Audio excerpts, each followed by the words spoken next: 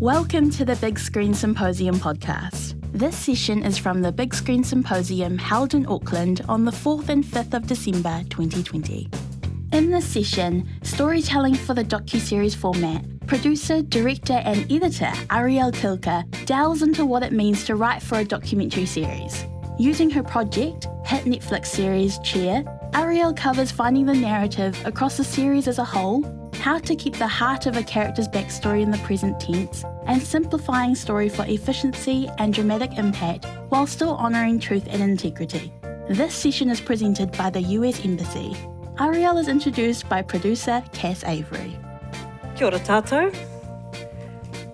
So yes, it's such a pleasure to be introducing Arielle for this session. I'm sure a lot of you are very familiar with her work because we've seen a lot of what she's done. Probably Cheer is what's hooked a lot of you in. Obviously that was filmed over a few months last year, but it completely blew up in the new year on Netflix just before we all went into lockdown. But having got really, really committed to all those amazing characters that she brought to the screen in that series. She was co-director, co-producer and editor on that series. And it all came about because she'd been working in the creative team as well on another series that I'm sure a lot of you have seen called Last Chance U, which has also been on Netflix. And having worked in that team as Cheer was being developed, she was able to come on board right at that early stage of Cheer, coming into its sort of realisation as an idea and then going out and creating it with the team that they were filming. But she's also done shows like Chef's Table, which is quite a different, rather than the verite follow doc kind of a format. Chef's Table is that amazingly kind of poetic, more contemplative and meditative style of documentary making. But having worked across all of those genres is kind of interesting testimony to her skill. But, you know, it's interesting that one of the Guardian reviews of Cheer described it as breathtaking, bone-crunching, nerve-wracking magic, which I think we'd kind of agree it was. But I think that speaks to something about her earlier career. She started out at 25 as being senior editor on true crime shows for cable. And it's all about how information is imparted at what points in the story to reveal and entice and do all those things with your audience. And I know that she has, in one of her earlier sessions, described that as a boot camp in documentary storytelling, starting out in that true crime genre. So what she does now, of course, she's done an unusual journey, moving from being an editor into now producer and director and editor, and starting out in cable shows where she was telling other people's stories. The want was to move into being to create and tell her own and have a bigger role and a control of that process right the way through, which is an amazing place to have come to. And so before I hand over to Arielle, do make sure that you're using the Slido app that you've got. Make sure you're in the right room. And I'll be coming back to give us 10 or 15 minutes of Q&A at the end. And don't make one of your questions, when is the next season of Cheer starting? I tried that one on her when we were talking earlier this week, and she says she can't comment on that. Nobody will know yet. So that's a question not to worry about asking. But I will take all your others back to her at the end of the session. So it's my very, very great pleasure to welcome Arielle Kilker to the BSS. Hi. Thank you so much for having me. Congratulations, everybody, for being able to be in a room with somebody else. That's something that we here are still not able to do 9 months in. So congrats on the public gathering. One of the positive things about this whole event being pushed back was that I've actually given a very similar lecture via Zoom 2 other times. So you all got your money's worth. I'm pretty good at it now.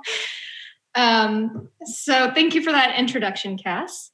There are a couple things that I want to talk about in terms of storytelling across a documentary series format, because it's a very unique format, particularly in a serialized series where there's a continuous storyline throughout each episode.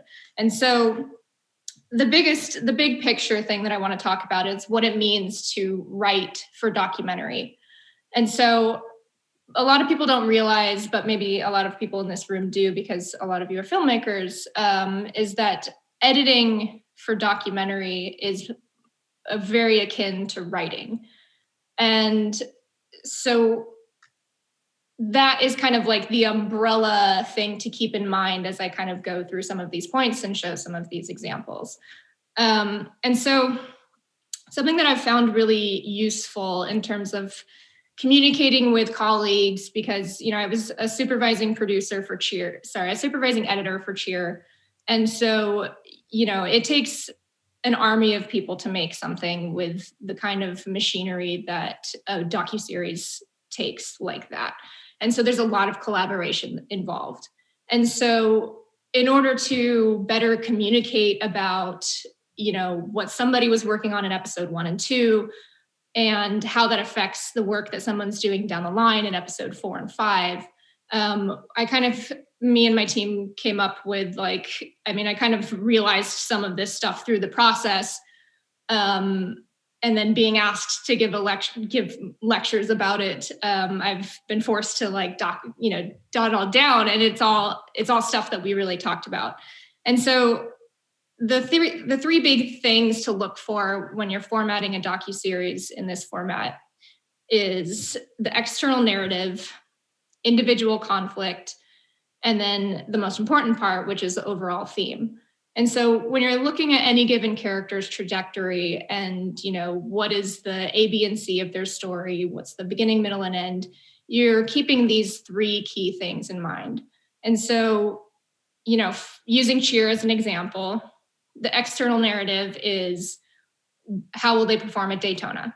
Will they win the championship? Will they win the ring? That's the external conflict, right?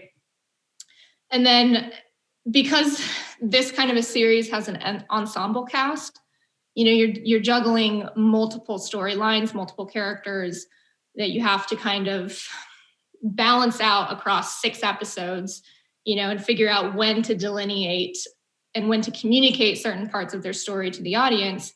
So you have to look at the individual conflict within that external narrative. How is this one particular person struggling? What are their goals? What are they up against?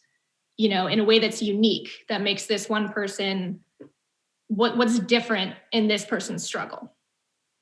And then the overall theme, that's kind of the through line, the heartbeat, that is really what the show is about, right?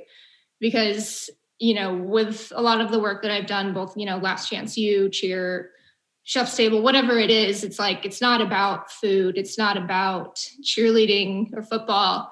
It's really about these people and who they are and why they're doing what they're doing. And so the sooner you can find and figure out what your themes are, and there might be more than one, the better off you'll be. And so that, every decision that you make as an editor or in the field is kind of coming back to this same heartbeat of an answer, a question that you're trying to answer, so to speak. And so with that, I think it makes sense to watch the clip and kind of keep in mind thinking about the external narrative, the individual conflict, and the theme. And then I'll talk about all of those and how they relate to the clip. So we can play clip 1. I hide my emotions and my feelings and stuff like that. I don't like to talk about them. I just keep it all bottled in until it builds up so much over time that I break down to the point where I just cry. Monica knows what you can do. Yeah, yesterday you landed a 1 to 4. You did tutor with that. I should be able to do it easy. You're good, Morgan. You just have to deal with it, push through it. You were good yesterday, it's just weak. I know. You're fine. I hold things in because I feel like I'll be judged sometimes. And I care a lot about what people think about me. In my head, I just feel like I'm never good enough for people.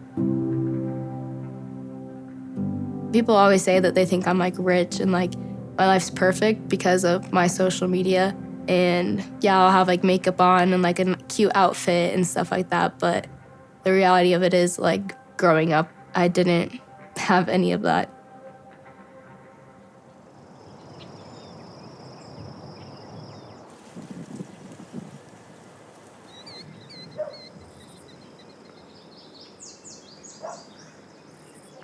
Do you want to get some oats for the horses or anything? Yeah, I'll grab a bucket. Come on!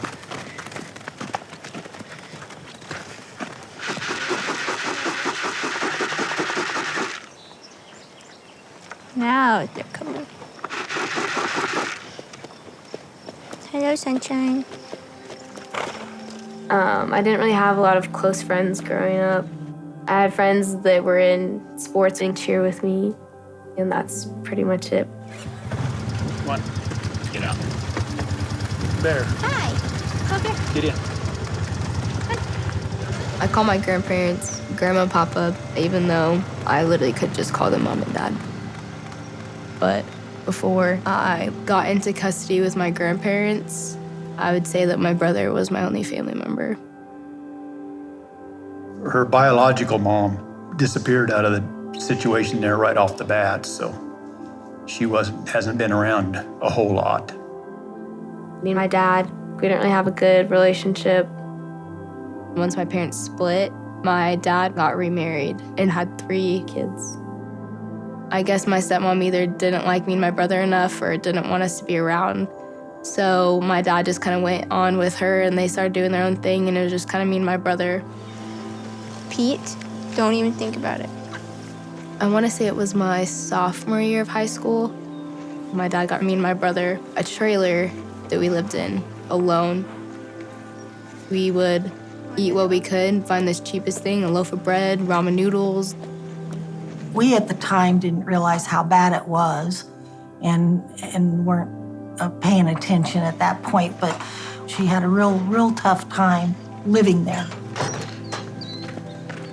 I felt like super alone, like everyone was against me and I wasn't good enough. I wasn't like important to anyone. That's what I felt like. She was losing her drive, I would guess you would say. And when she come and lived with us, she kind of turns things around, got to go and got motivated. And part of that is we got her back into cheer. And that's her passion in life. So you have to let her go and encourage her. Ready. Red, black, white. Come on, dogs. Let's fight. I took her down to Texas, to Navarro, to the tryouts. She was a little intimidated because it was a step up, a big step up from what she'd been doing. I did not think I was ever gonna have a chance. I was like, they're so good. Like, I'm trash. I'm not gonna do it. I can't. But Monica saw potential in me, and it felt like it was just the first time someone noticed me.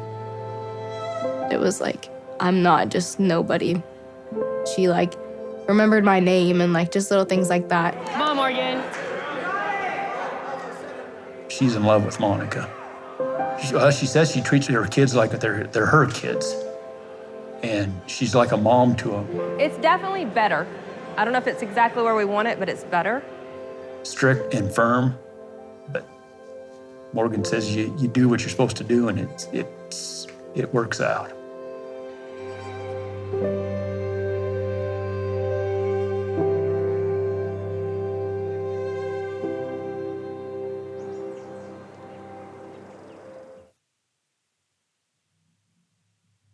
Okay.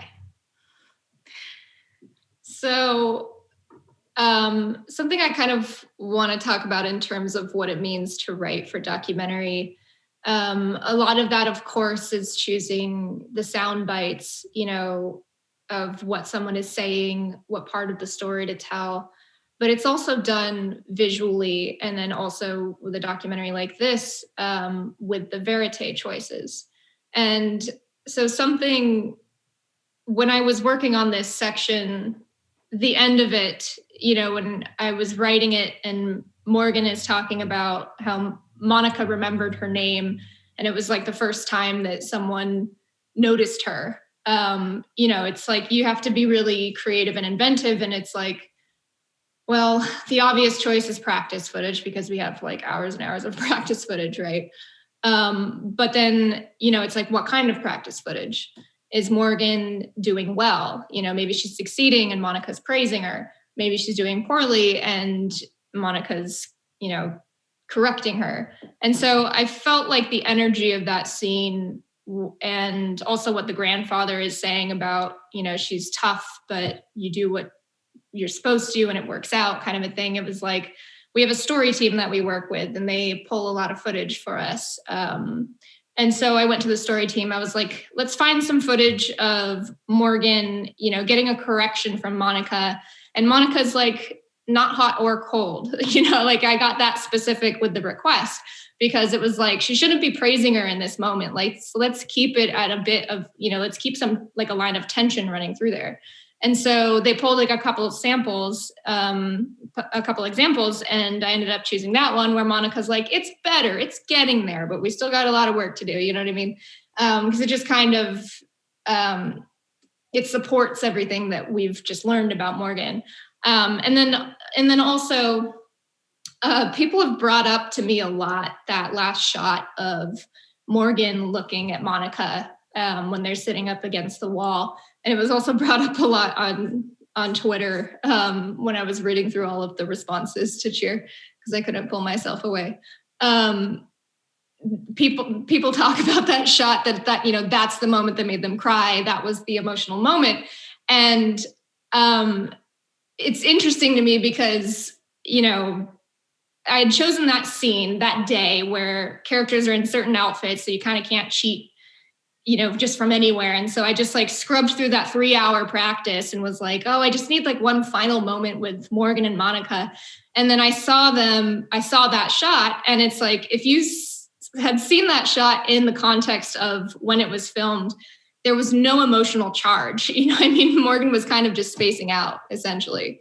But when it's just juxtaposed up against all of these emotions that we've just brought up with this section, it reads in a totally different way. And so I just thought that was really interesting that like resonated with so many people, because that's like a perfect example of like the power of editing, right? And of writing, because that's all part of it for documentary. You don't have, nothing's laid out for you. You have to kind of invent things from the ground up. And then also in terms of, so for that section, it's like we have this emotional moment with Morgan where she's struggling to, complete this tumbling pass. And the verite scene lent itself to a conversation about how Morgan is insecure. And so then it's kind of your job as like, so much of being an editor for documentary is like being a psychiatrist, it's like really like figuring someone out, learning so much about them. Perhaps like more about them than they realize themselves, and applying it to where their trajectory ends up within the series. And so, when I talk about overall theme, something that we realized pretty early on in the filming process, and when we're in pre-production for Cheer, the big question that we were all asking ourselves as filmmakers is, why on earth do these people want to do this? Because there's no, coming off of Last Chance U, where the goals are very defined. It's like these young men are struggling to become future NFL stars. That's very concrete. It makes sense. They want to have a successful career as an athlete. There's no career for these cheerleaders, and it was actually kind of looked at as a problem when we were pitching it. It was like, well, but who's going to care? Because, what's in it for these cheerleaders? We don't get it, kind of a thing. But that's actually what the show is about, is why are they doing this? And so, that was the question we were constantly asking ourselves. considering the risks, it's incredibly dangerous. There's really no benefits that they gain from it monetary benefits anyways. And through, spending time with these people and through the interviews, it became very obvious to us that what Cheer is really about is how young people overcome trauma. And, putting words to that as creatives in post-production, I think, is when at the point when we put words to it. You kind of can like fix your brain to orient everything into creating a satisfying resolution for a lot of the characters if you're thinking of it in those terms. And so for Morgan, this is just the first part of her story, right? Because this clip came from episode 2. So this is kind of her introduction. It's like she's, external narrative. She wants to be on match. She wants to compete. She wants to win. Her individual conflict is that she's insecure and it's holding her back. And the overall theme, why is she insecure? What made her to be like this? And how does that relate to why she's cheering? And so it's not fully answered in that section that I showed you, but we're teeing it up for the 5th episode when you learn much more about her. And so this section is kind of like a teaser of, we learned that she was in a trailer by herself, that her dad put her there, and she felt like she didn't matter to anybody, which is trauma, and then you kind of learn more about just how bad it got down the line. And so that's another part of writing for documentary is how to dole information out. And especially, like the work that I did on Chef's Table, and then I think most of the work that I've done actually has been episodic, where each episode is like a standalone story. And, Chef's Table does it so well, and it's really beautiful and engaging and impactful the way that kind of storytelling is. But it's just so much more contained. Like the episode of Chef's Table that I did, it's like you have to figure out how to fit everything into 55 minutes. So you basically have like 100,000 different directions that it could take. But for Cheer, where you have to fit 5 or 6 people's stories in 6 hours of content, it's like you have like a million different directions it could take. So it's just, I was talking to Cass about this when we spoke the other day, is that this just takes time. It takes time and dedication. And I like to talk about that publicly because, a lot of times it seems like when an edit is like, when a cut is working really well, it almost feels like there's no other way that it could have been. And like everything, like, oh, the documentary gods were really smiling on you guys because everything just really lines up and it all works out, But it's actually you as a filmmaker and a storyteller have to shape everything so that you can resolve it or leave it unresolved in a way that is satisfying. And so like I've like the example of Morgan, it's like, oh man, you guys are so lucky she made Matt. And, that's really satisfying. That's so great. And it's like, well, if she hadn't made Matt, which as a reminder, if you don't remember, is that means that she gets to perform at Daytona. So if she hadn't gotten to perform at Daytona, then we would have taken a totally different direction with her story. And, maybe we would have included the aspects of, she, something that didn't make the cut because it didn't make sense is that she had surgery on her ankle, and she thought that was holding her back. So she hadn't end up performing there, and maybe it was because of her ankle problems, that would have been a storyline that we were following, and so it's like, you really are controlling the narrative. And you have to, so much of it is filtering out the noise, because there's so much footage, so many different ways to go that like just keeping it very narrow, but rich, if that makes sense, is the way to go. So the next point that I want to talk about before I watch the next clip is the importance of keeping the heart of a character's backstory in the present tense. And so what I mean by that is there's, you know, with these kinds of verite shows, you're following a present tense story, which, like, again, I'll use Chef's Table as an example, where as a counterexample that, you know, Chef's Table is kind of a reminiscing about someone's comeuppance, since kind of a lot of it's told in the past tense. You know, it's a storytelling. But with the cinema verite, you're capturing something as it happens and you're watching people react to it in the moment. And so the trick comes, you know, how do you, when you're expanding someone's story, to talk about their backstory and where they came from, which is really, you know, the heart of these shows that we do. Like, these are the real emotional moments where you really learn to understand somebody. Something that we've realized is really important is whatever part of their story you decide to tell, because of course there's a bunch of endless amounts of versions of their life story that you can tell. But if you keep it relevant to what they're struggling with in the present tense, it just feels so much more earned. It feels less cheap, and it resonates, and it's just the way to go. I mean, essentially, like, in order, you know, and so, like, for using, I don't know, like, there's always like moments that you've seen, I'm sure, in other shows where it's like someone has a really gut-wrenching backstory. You know, maybe they've had some real tragedy in their life, and it's like, and you're kind of just telling the audience because it's like, that feels like good TV. You know what I mean? And you can feel that as a viewer. You know, you watch it and it's like, okay, yeah, that's definitely sad. Nobody can deny that that's not sad.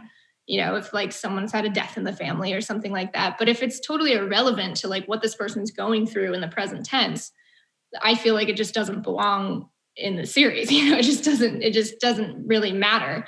I mean, sure, it can make someone feel a little bit sad, but it's not any more deep than that.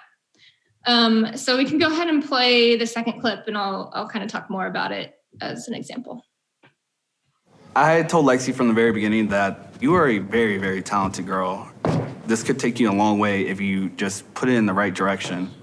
She told me that she wants to do something more with her life, and that's when I really decided that I was gonna help Lexi get to Navarro and do whatever it took, because she's told me all about her past, and that's why I wanted her to get away from it. So. When the divorce happened, she took it the hardest. You know, for the longest time, I was in a depression. So I wasn't there for my kids like I feel like I should have been. We just tried to do the best we could to show her our love. But sometimes it's not enough, you know, so. Freshman year, I'd probably say that was the worst year. She was skipping school. I'd drop her off and she would leave. Sometimes I wouldn't even know where she was. She'd have these older kids come up and pick her up from school. And then Lexi ran away. She was gone for a while. She went to live with some people. I didn't know where she was. By her junior year, she quit school. She just it was extremely hard. I kind of like lost myself for a little bit. I wasn't in school. I wasn't in cheer. I wasn't even working. And I was just going down a really bad path. So always like getting hurt somehow, or always like just living risky life. What, is that my scar? Yeah. It's like, I wonder if I like cracked my skull. Stuff this child's put me through. I have like a trail of all the pictures of things that's happened.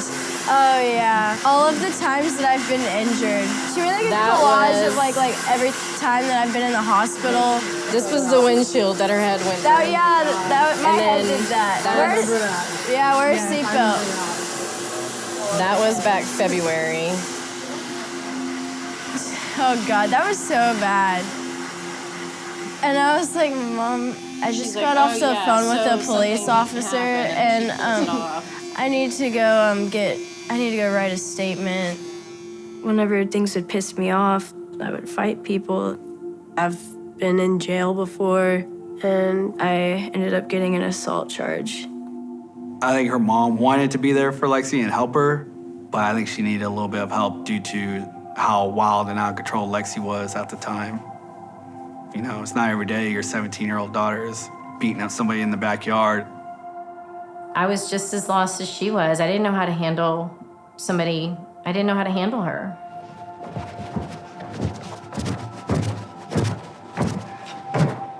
Lexi, calm it down. You're like trying to punch and punch. The worst part about it was just seeing my mom and my grandma get hurt over the lifestyle I was living. So that's when I knew, like, I had to do something. I called Monica. I was like, Monica, I got this girl for you. She's a little rough around the edges, but what I did for Lexi is what Monica did for me. She kind of kept me on the straight and narrow. Come on, superstar. Sometimes it's an outsider that gets through to your kid, and I don't care who it is, because I can say it till I'm blue in the face. Someone else says it to her. I don't care. I just want to see her succeed. Monica wanted to sign her up. I said, well, how are you going to do that? You have to get your education. And well, she got her GED. She actually tested college level, even though she had missed 2 years of school almost.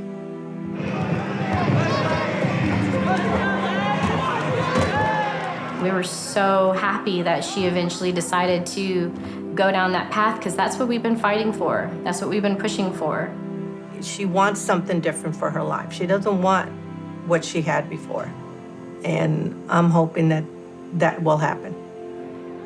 It's like a 1 in a million chance that, like, I would have ended up here. Okay, yes, Lexi. I'm finally out of that hole, and it feels good, like really good. And my family is really proud of me.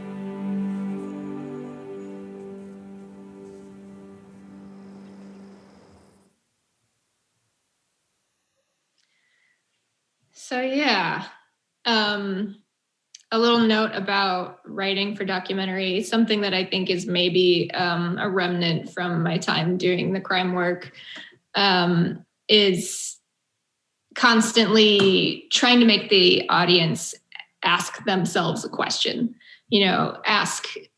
leave them wanting more. Like, what does that mean? What's next, kind of a thing. And so you can do that on a real micro level. And I did it in that section a couple times with her coach. The way he introduces the section is like, I wanted her to get away from her past because I knew all about that, which is like, it's like, well, what does that mean? Like, what else is there? And then again, when the grandma is saying, we tried to do our best for her, but sometimes it's not enough. It's like, again, it's like, well, good God, like, what do these people mean? And it actually pays off, because what it means is that it's pretty dark, and we see those photos of her injuries and we hear about the trouble that she's had, and it's you get it, and so I tee it up with those kinds of things so that the audience, it's like creating engagement, and then in terms of keeping her story in the present tense. So this section came from episode 4 at the beginning of the episode, towards the beginning. And it's kind of laying the track for her trajectory for the rest of that episode and for her ultimate arc, which, Lexi is a person who, in interviews, she gave us all sorts of details about her life that, a lot of filmmakers would be like, oh yeah, we got the goods, kind of a thing. And, so it's kind of like deciding what should we tell, like what part of this story should we tell and why. And so later in the episode, it's revealed that she's the victim of online harassment. And she's then faced with a decision if she wants to revert to her old ways, essentially, and get into a fight and fight this person that did this horrible thing to her, or if she's going to, lean on her teammates and look into her future as a cheerleader and, as a respected member of society and do right by her family. And so that's the dilemma that she's faced with down the line in this episode. And so the dark point essentially that we chose to tell of her past was her getting into fights. You know, it could have been any number of things that's happened to her, any number of traumas, but that's the one that resurfaces and stays in the present tense because presently she's faced with the decision, is she going to go fight this person? And so that informed, you know, that decision in the storytelling. And then ultimately, you know, we end that section with her family saying like, you know, thank God she found Navarro and she's turned it around. And you know, and Lexi's like, you know, the worst part about this was letting down my family. And, you know, it's all it has like a very positive feeling toward her being specifically on this cheer team and at Navarro at college, turning her life around. And we set that up because ultimately, you know, by the end of the season, she gets kicked off the team. And so setting it up with this, like with the high of how good it feels for her and her family, for her to be safe and moving forward in the right direction, to this like ultimate low of her being kicked off the team is quite dramatic, but it's also just the very core of the truth.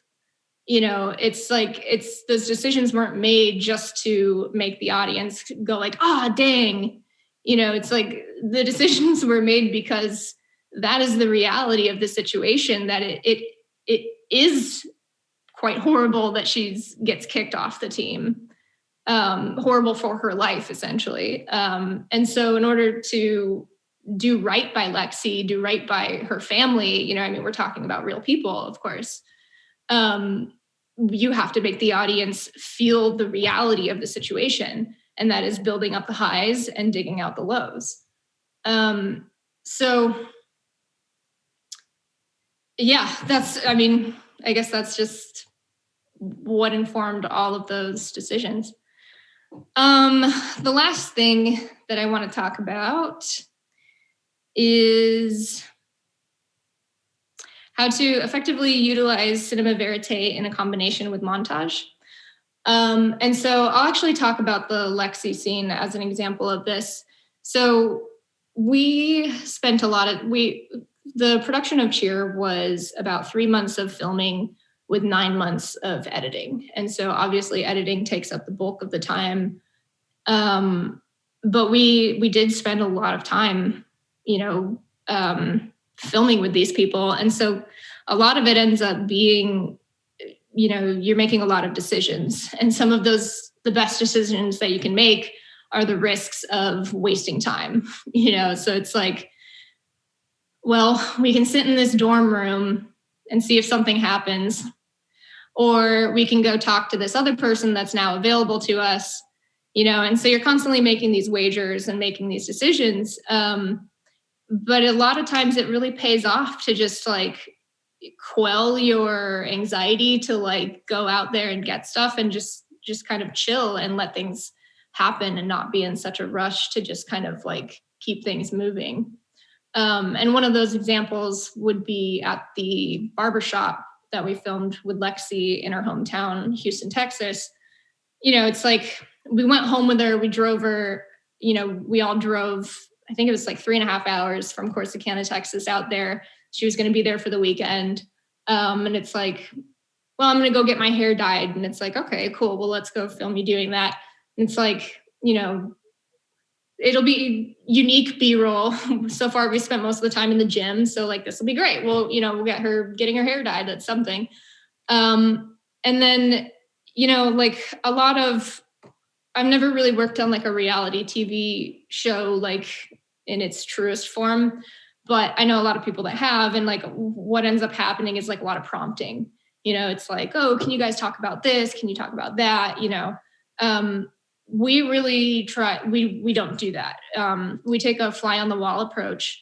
And so you just let things unfold and you just capture them. it's a luxury and a privilege, of course, to be able to have that kind of time. Not everybody does, but I hope things are changing and people will keep talking about how long it takes to do these kinds of things, because that's how you get this really rich footage. And so here we are filming this scene essentially in this barbershop. And, they're talking about all sorts of silly things. They're talking about the lizard, they're talking about this and that. We just have like 16 people like sitting outside watching monitors, listening, just taking notes and all this stuff about like various things. And then all of a sudden it's like they just start talking about all these injuries that she's had, and they pull out the phone and they go through all these photos. And it's just a totally true and like natural moment that happened that was like totally produced. And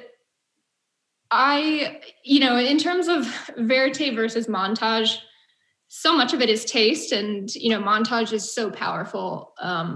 You can bring in music and control the emotion and all of that. But I just love verite. I think there's nothing like it. You learn so much about somebody just watching them be. The way that they take a sip of water, the way that they, say hello to their friend. All of it is just so much. It's so intimate, and you learn so much about a person through that kind of material. And so, if we hadn't got that moment at the barbershop with the mom showing all those photos, it's possible we still would have told that part of the story, but we would have used, it would have been archival based. It would have been like a cut to a photo with a slow zoom and, whatever else. And so it's just so much more powerful to have it in scene in this moment, because you can also like watch the way they're reacting to it, which is like pretty flippant. It's all kind of funny in the past, which like that in of itself is super interesting, and so that's the example of verite versus montage from that. And then we can play the third clip. We have time to play the third clip, right? Yeah. Do we? Let's go for it. It's shorter. Let's just play the third clip and I'll talk about it real quick. Okay. Because y'all are ghetto and trash. I'm over it. Ladarius. Yes. I think we gotta leave. We gotta leave soon. I'm still eating. No, because I gotta go get my stuff. TT, what are they talking about in this group? Sherbs is saying that we had to talk, that how everyone was talking, saying that we need to humble ourselves. I'm like, who's saying that they're better than somebody? It's probably at me. But there's probably us playing with each other. And I do say it all the time, like that I'm better than everyone. Girl, I've been saying I've been better than everybody since I was born. If I wasn't better than everyone, I wouldn't be in center. They be crying too much on this team for me. I do not have the energy for them. No. I'm not gonna stop saying it. If it's not directed at nobody, then it shouldn't be no problem. I'm tired of them always crying. I'm sorry that I'm better than Jerry. I'm sorry Excuse me, don't direct nothing at me. But we're better than you, so be quiet. Huh? We're better than you. Yeah. You're beneath us. Oh, really? Oh, that's how y'all this competition? In April. Yeah. Oh, y'all cold. Y'all like number one type shit? Period. Point blank. Yeah. There's nobody better than us. Uh-huh. Y'all can bust a move real quick? Bust a move. You want to bust a move, Ladarius? Just flip it. You got it. Yes. Round of applause. You cold, boy. Okay. Boy, you cold in the bitch, man. Yeah. I cannot believe the GP actually came up to me and hugs. That's cute. That never happens.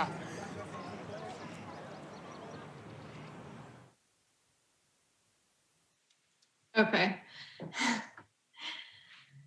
So that's kind of one of my favorite minutes. I'm sorry, my favorite moments from the series. It was also the easiest to edit because we didn't have to write a bunch of lines for it. But it's kind of this moment, like throughout the series, these cheerleaders live in such a bubble. They're just in the gym, they're with each other, they're in each other's dorms, and they're safe there because of that. And so they exist in this like really bizarro like world that's like shielded from the outside world. And this moment when they're just walking through the campus and it's like they just happen to, I think those were basketball players. they see them and they've heard the reputation of the cheer team. And it's like, it just kind of gives you this like 10,000 foot view where it's like, all of a sudden you're like, oh yeah, there's like, this is what normal life is like. And this is them witnessing these people. And this is also like these cheerleaders responding to like normies, essentially, in a really interesting way. That's like, you can't talk about that in voiceover, like, I don't even know what kind of lines we would use that somebody said to kind of give the audience the information that they received just watching that scene, watching like how these guys interact, especially these, these queer guys being so safe with each other. And then all of a sudden, like faced with like, these like very masculine athletes like that. I mean, it's just fascinating to watch. And it was kind of hard for us to make the argument to keep this scene in the cut. There were people that were kind of telling us that this didn't move the story along, and they found it boring, that kind of thing.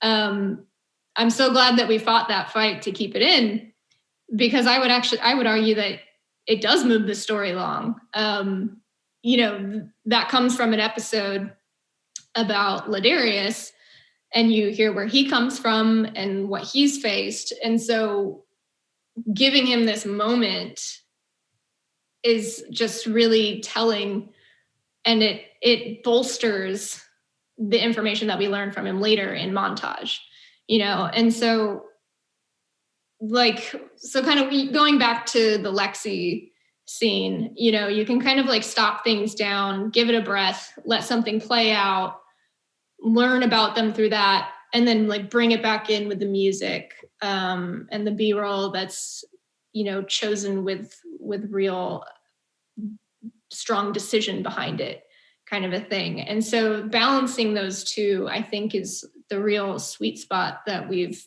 found with this type of filmmaking that feels really right. I love filmmaking of, documentary filmmaking of all types. And I think Chef's Table is a beautiful, beautiful version of, mostly montage that they've really perfected. And then I also love a lot of like, it seems like it's almost an older style of like strictly cinema verite, where you're just kind of like sitting back and watching something unfold. But yeah, I think that kind of does it for my lecture if we want to jump to Q&A.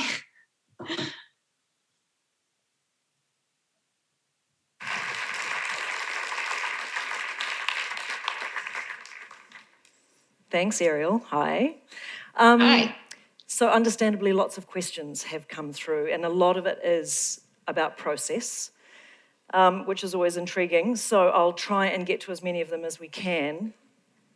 But you've answered some of them when you talk about the fact that you try not to direct interviews and invade, and sort of not invade, that's a terrible word, but impose on the process while it's playing down.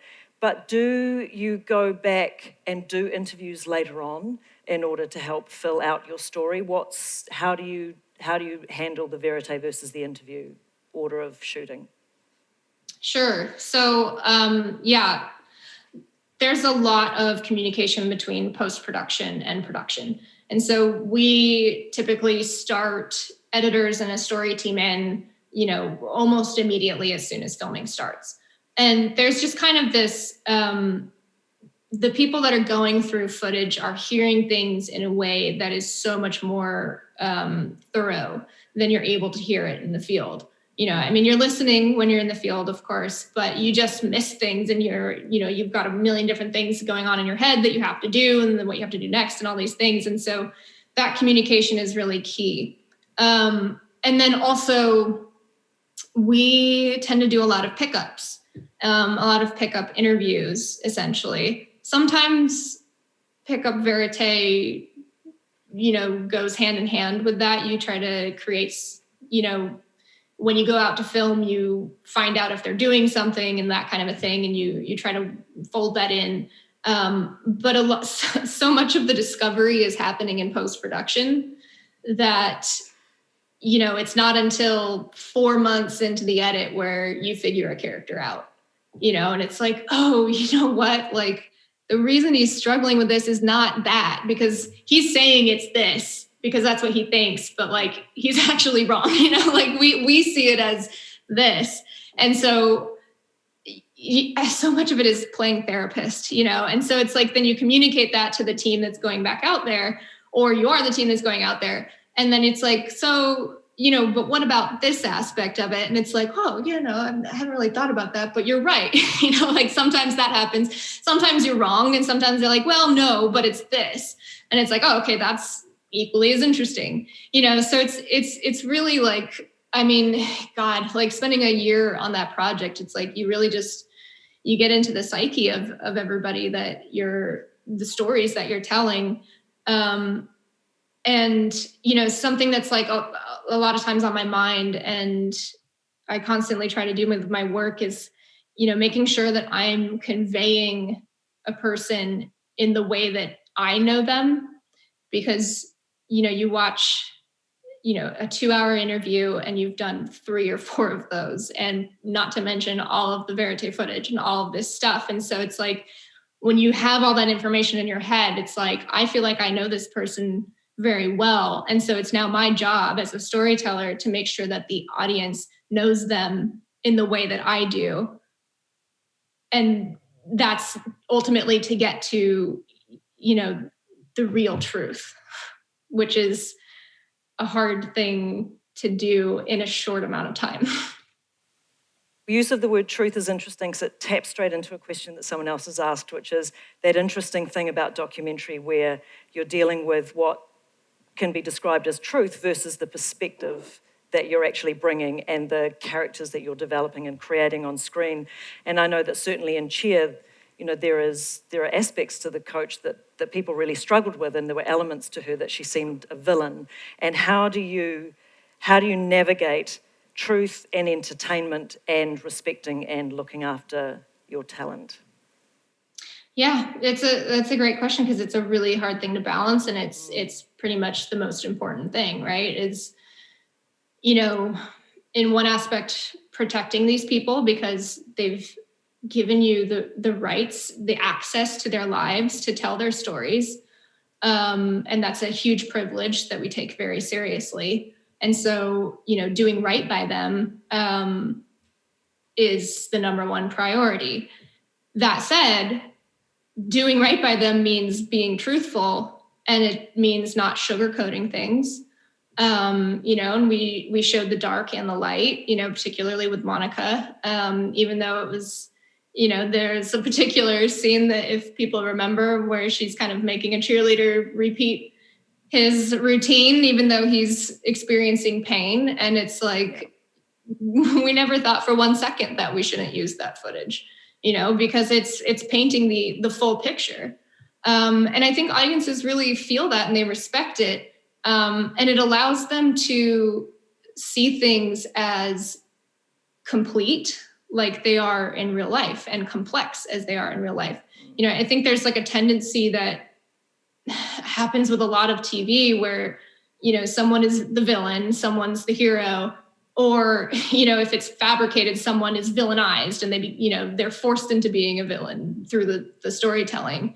But real life is so much more complicated than that. Someone can have good qualities and bad qualities, and we try to present that information without judgment, and so it's like, we put this information up with Monica and that athlete, and then we went and talked to him within 2 hours, and he, that is the full truth, is that he says, like, I'd do anything for Monica. She's like my mom, right after we just saw him crying on the floor because she made him do this thing. And so, I like the kind of work that I'm interested in doing is the kind of work that makes people think about their own life, think about other people's lives, and examine it in a way that's complex and that stays with them. I think we have a tendency to oversimplify things. Something's either right or wrong. It's happening in our politics out here quite a bit, and I think it's it's not a service to what it is to be a human. I mean, there's just so much more going on, and just people being able to empathize with other people and understand where somebody's coming from and bear witness to the dark and the light is just like massively important with art. Thank you. And in terms of actually your process, one thing that there's some detail that might be interesting for people to understand is what was in the field, how many cameras and what size crew were you actually working with at any one time? We had 2 camera units, not quite the entire time. I would say about half the time we had 2 camera units. For the most part, we had 1 camera unit. And so 1 camera unit, we keep things very small. And so that you can have a very minimal footprint and make it easier for people to forget that you're there, because that's where you're going to get more authenticity and, the better experience of who this person is if you keep it really small. So I think in general, we had like between 10 and 15 people total, but not all of them were like, they're there. We had like DIT, downloading footage elsewhere and like that kind of a thing. But I think at the minimum we had 10, at the most we had 20. Okay. By our standards, that's significant. Just so you understand the murmur in the room. And in terms of the process, once you've actually captured the footage, paper editing, structuring the story, actually getting through the footage, what's the process? And I know you and I talked a bit about this the other day. I was impressed by how many suites you had running and how many storyliners you had working. What is your process after you've got what you've got in the field? Yeah, so for this show, we had 6 editors total, but not all of them were there for the duration of the edit. Myself and my husband, actually, we were the supervising editors. And so all of the footage, all of the edits that other people were working on went through us at the end of it, because we kind of like had the master plan essentially in our head. And I also, I just was so involved in this project, in part because it was, I was there since its conception and everything else. And so I became quite perfectionist about it. And so I would come in on the weekends for every weekend for like 4 months straight and would do what they call string outs for the other editors, which is like, I would write it essentially. So I would, choose it like, we need a section about, the superstitions that these cheerleaders have. And so I would have the story team like grab me all the bites about superstition. They would grab them all. And then I would come in and I would it's basically doing the A-roll, right? Yeah. So it's like, you just lay down all the bites that you want. And then, sometimes I'd be like, oh, and I think this music track goes with it. And I just like pass it off to another editor kind of a thing. That's a bit atypical. Most shows I think are a bit more delineated out. And, but yeah, I guess I turned into a bit of a control freak on this one. And going to the other end of the process, and something that's key to this genre for all of us making it, is trust. And right at that beginning part of the process, obviously, while you were working on Last Chance You, Cheer came up, and obviously there was a process where you went and met with the people involved and decided whether or not to pursue it and needed to get them on board. And how did you do that? Yeah, it's not a one-size-fits-all, I guess. And, so much of it, you can use the word casting essentially, because that's like the easiest word to use when you're deciding, whose story to tell. There's a lot that goes into that, but most of it's instinct. But part of that decision is someone's eagerness to tell their story. Some people are really hungry to be heard, which is really great. And a lot of people deserve to be heard and need to be heard and haven't been heard enough. And then some people are too eager, and they're, performing for the camera, that kind of a thing. And so then as you're kind of moving forward and building trust, I think what I've found throughout my career that's really useful is being really open and honest yourself and being really clear about your intentions. You know, I'm sure there's some producers that are really good at, you know, being super manipulative and seeming like they're presenting their true intentions, but actually they're, you know, tricking you into being the next reality TV villain kind of a thing. But I've found, you know, on other projects that I've worked on since Cheer, that people really respond to just being a human being. You know, you present yourself as not as like, you know, somebody looking in at an animal in a zoo. You know, you talk about your own life and you talk about what you want for this project, to the extent that it, you know, doesn't put someone in their own head or doesn't make them nervous, but just that, you know, make sure they know that you have their best interest in mind. And you should have their best interest in mind if you're in the business of filmmaking. And if you don't have their best interest in mind, then you shouldn't be doing this line of work. But yeah, I think it's just being a decent human being. Well, thank you. That seems like a perfect place to end, and we're out of time. I just want to thank you so much, Arielle, for sharing your time with us today at the BSS. Thank you. Thank you all so much. This is really a pleasure. Thank you. Hopefully next time I can be there in person. Thanks, everybody. Thank you. The Big Screen Symposium 2020 was brought to you by Script to Screen and J&A Productions. We gratefully thank our event partners, the New Zealand Film Commission, New Zealand On Air, Te Māngai Paho, Images and Sound, Screen Auckland and AUT. Voiceover is by me, La Lena Feonati, and music by Poddington Bear.